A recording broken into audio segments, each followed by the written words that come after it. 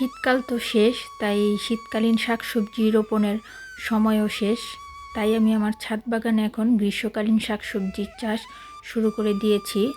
আজকে আমি আমার ছাদ বাগানে ঝুড়িতে করে গ্রীষ্মকালীন ডাঁটার বীজ বসাবো। আসসালামু আলাইকুম, কেমন আছেন সবাই? আশা করছি সকলেই ভালো আছেন। আপনাদের দোয়ায় এবং আল্লাহর রহমতে আমিও ভালো আছি, আলহামদুলিল্লাহ। এই যে ছাদ বাগানে রোপণের জন্য এখানে আমি ক্রস ডাটার 1 প্যাকেট বীজ নিয়েছি। ক্রস ডাটার এই ডাটার বীজগুলি কিন্তু অনেকই ভালো। এর আগেও আমি আমার ছাদ বাগানে রোপণ করেছি। ঝুড়িতে বোনার জন্য একেবারে উপযুক্ত বীজ এইগুলি। এই ডাটা শাকগুলি অল্প দিনেই খুব তাড়াতাড়ি বড় হয়ে যায় এবং খুব মোটা মোটা হয় দাঁড়াগুলি। অল্প মাটিতেই চাষযোগ্য, এই জন্য আমি আমার ছাদ বাগানে সবসময়ই ক্রস ডাটার বীজটাই বাছাই করি। ছাদ বাগানে যে কোনো শাকসবজির বীজই ভালো মানের হতে হয়, কারণ ছাদ বাগানে আমরা যারা চাষবাস করি অল্প মাটিতেই যে কোনো শাকসবজি চাষ করতে হয়। এই জন্য সবসময় ভালো মানের বীজ বাছাই করতে হয়। আমি আপাতত 2টা ঝুড়ির মধ্যে এই ডাটার বীজটা বসাবো। এই জন্য ঝুড়ির মাটিগুলি কবিয়ে ভালো মতো আলগা করে নিচ্ছি, মাটিগুলি যাতে ঝুরঝুরা হয়।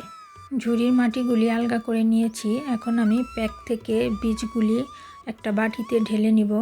দাঁড়ার বীজগুলি কিন্তু অনেক ছোট ছোট হয়, এই জন্য এর সাথে আমি কিছু মাটি মিক্স করে নিচ্ছি, যাতে পুরো ঝুড়ি জুড়েই বীজগুলি ছিটাতে পারি। মাটিগুলি না মিশিয়ে নিলে দেখা যায় বীজগুলি এক জায়গায় পড়ে থাকতো, আর দাঁড়ার বীজগুলি পরে দেখা যায় এক জায়গার মধ্যেই হতো। আর এইভাবে মাটির সাথে মিশিয়ে দিলে পুরো ঝুড়িতেই ছিটানো হবে ভালোভাবে।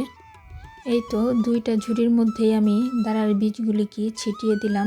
আর বীজগুলি ছিটানোর পরেই দেখা যায় ঝুড়িগুলো আমি একটা মশারির সাহায্যে ঢেকে দিব, কারণ ছাদ বাগানে যে কোনো শাকসবজি বীজ থেকে চারা বের হলেই কিন্তু পাখি এসে গাছগুলো খেয়ে ফেলে।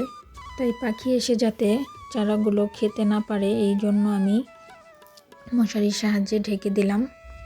আর এই দেখেন বীজগুলি বসানোর 2 দিন পরেই কিন্তু মাটি থেকে বীজগুলি বের হচ্ছে।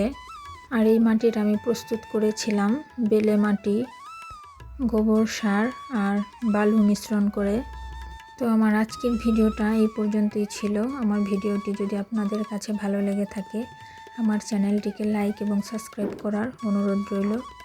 আমার সন্তান এবং পরিবারের জন্য দোয়া করবেন। আমিও দোয়া করি আল্লাহ তাআলা আপনাদের সবাইকে ভালো রাখুক, সুস্থ রাখুক। আল্লাহ হাফেজ।